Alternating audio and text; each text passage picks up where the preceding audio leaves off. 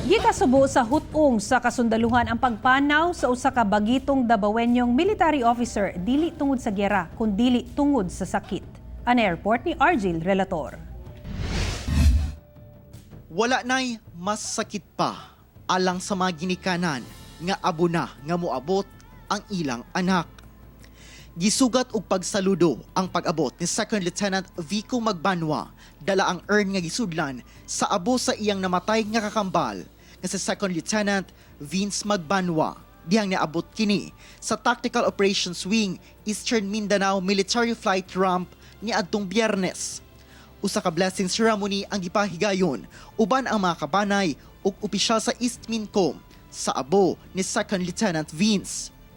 Isip magkambal, parehong nakabot ni Second Lieutenant Vince ug Second Lieutenant Vico nga mahimong sundalo.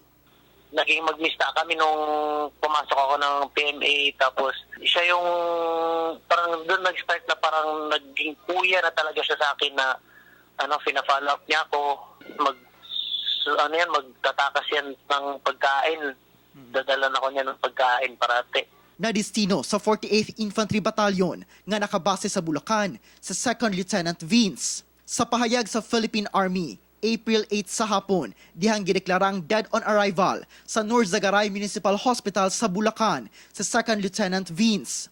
Sumala sa medical records, heart attack with bronchial asthma in acute exacerbation ang gikamatay sa maong sundalo.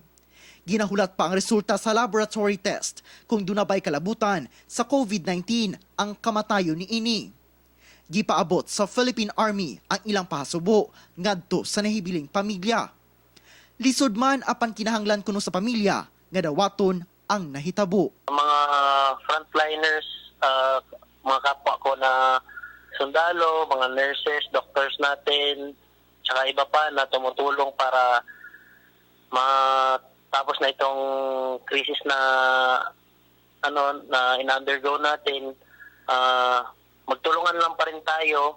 Ako si Argil Relator para sa One Mindanao.